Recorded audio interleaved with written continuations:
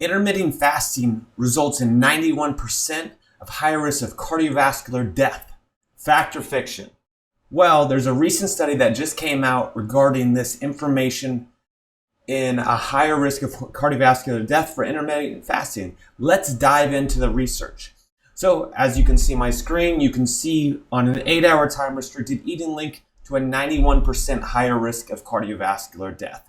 So if we actually pull up the study itself and we dive into this, a few things to note is participants age at least 20 years completed in a valid 24-hour dietary recall. So essentially a 24-hour dietary recall is someone who just recalled information, told the survey person. Remember, this is not a peer-reviewed study, so there's no deep research on this, but it's just essentially imagine going to, and I think there was close to like 20,000 people that did this.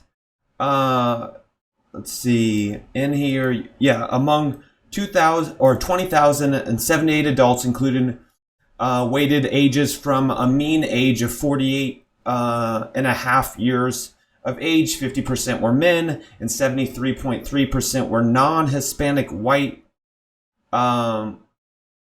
which is interesting. In here, so, and then they were followed up after 8 years. So essentially, they asked these people, hey, what did you eat over the past 24 hours? They looked at the data based off of how long they fasted for. Was it longer than 8 hours? And their claims are that the people who had a longer intermittent fasting rate or longer than an 8-hour period of food consumption is that they have now a higher risk or a 91% of cardiovascular death. So let me ask you a question. If you did a study and you asked people about their dietary intake and you only took 24 hours over their entire life, it was 2 recall days, right? So 2 recall days of 24 hours. They didn't talk about what they ate. They didn't talk about anything else. They just looked at that data, and they're claiming that that is the result of the cardiovascular increase of 91% death rate, right? Like, again, I'm going to go fiction big time on this, because if you base it off of those numbers, in general, there's been multiple studies that have been, peer-reviewed and all that stuff that show that most people lie about when they're asked about what they ate. They just don't remember. They don't recall it. Most people can't remember what they did yesterday. So there's that fallacy in itself right there that blows this whole entire thing out the window. So when it comes to just that alone, I don't see how they can even publish this. I don't see how media can even talk about this because the claims are just completely ridiculous. Obviously, if it was a study over a longer period of time, they did do a lot of subjects. So 20,000 plus subjects is important in a study. Following up 8+ years later at a mean age of 40 years or 48 years. So that means most people are close to their late 50s and 60s. So obviously cardiac stuff does happen within that time frame.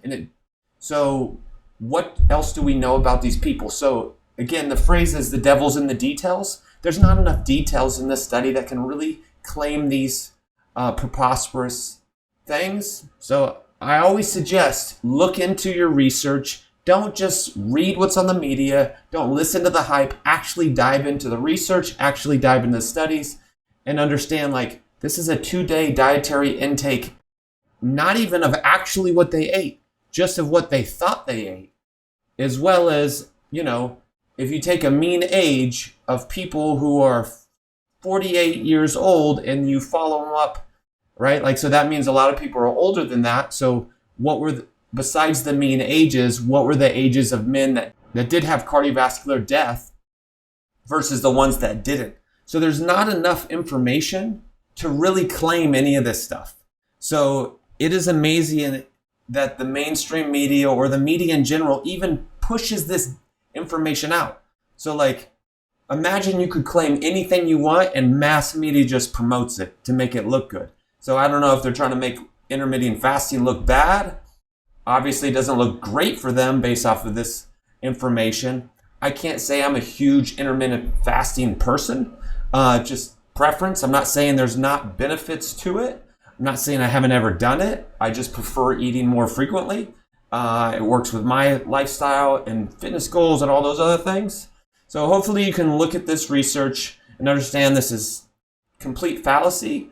Like, dive into the research more and understand things before you just read the hype, because I guarantee there's going to be thousands of TikTokers, thousands of people on Instagram talking about how intermittent fasting is terrible for you. So again, with enough data, with enough details, we would probably know if this is true. But without that information, it's all inconclusive and nothing is there to report regarding if it's good or bad.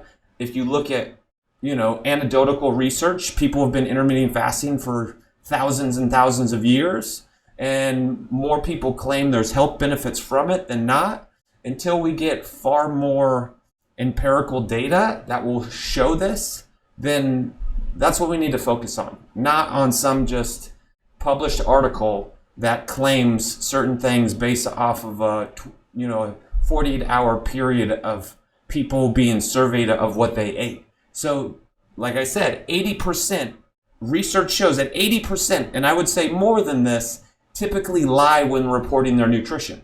So I guarantee there's a lot of things they did not report on there. It also didn't report what they ate, which I think I already covered that. So again, devil's in the details. Look into your research. This is totally BS, and the media should do a much better job at pushing out content when it comes to blaming or looking like they're blaming intermittent fasting for something that's just not true.